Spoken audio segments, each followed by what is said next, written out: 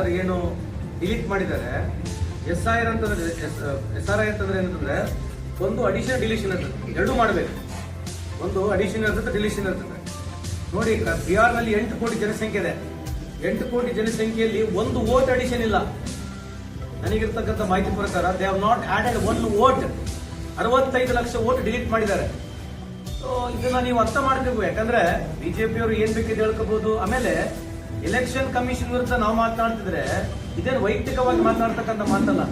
ರಾಹುಲ್ ಗಾಂಧಿ ಅವರು ಮಾತನಾಡ್ತಕ್ಕಂಥದ್ದು ಪ್ರತಿಯೊಬ್ಬರ ಭಾರತೀಯರ ಓಟಿನ ಹಕ್ಕಕ್ಕೋಸ್ಕರ ಮಾತನಾಡ್ತಿದ್ದಾರೆ. ಅದು ಬಿಜೆಪಿ ಬಂದು ಏನ್ ಮಾತನಾಡಿದ್ರೆ ಬಿಜೆಪಿಗೆ ಇನ್ಫಾರ್ಮೇಶನ್ ಇದೆ ಅದ್ರ ಬಗ್ಗೆ? 65 ಲಕ್ಷ ವೋಟ್ ಯಾರು ಡಿಲೀಟ್ ಆಗಿರ್ತಕ್ಕಂಥ ಮಾಹಿತಿ ಇದೆಯಾ? ರೀ, ನಮ್ಮ ಕಾಲದಲ್ಲಿ 20-25 ದಿನದಲ್ಲಿ ಕೇಂದ್ರ ಸರ್ಕಾರದ ಎಲೆಕ್ಷನ್ಗಳು ಮುಗಿಸ್ತಾ ಇದ್ವಿ. ಈಗ ಎಲೆಕ್ಷನ್ಗಳು 70 ದಿನ, 80 ದಿನ, 90 ದಿನ ಎಲೆಕ್ಷನ್ ನಡೀತಾ ಇದೆ. 2004 ಇಸ್ವಿಲಿಂದ ಇವತ್ತು 2026 ಇಸ್ವಿಗೆ ಬಂದ 25 ಇಸ್ವಿಗೆ ಬಂದಾಗ ಎಷ್ಟು ಟೆಕ್ನಾಲಜಿ ಚೇಂಜ್ ಆಗಿದೆ. ಇವತ್ತೊಂದು ಡಿಜಿಟಲ್ ವೋಟರ್ ಲಿಸ್ಟ್ ಮಾಡಕ್ ಆಗ್ತಾ ಇಲ್ಲ. ಏನೋ digital India, Khelo India, digital India ಅಂತ ದಿನ ಬೆಳಗ್ಗೆ ಹೇಳ್ತಕ್ಕಂಥ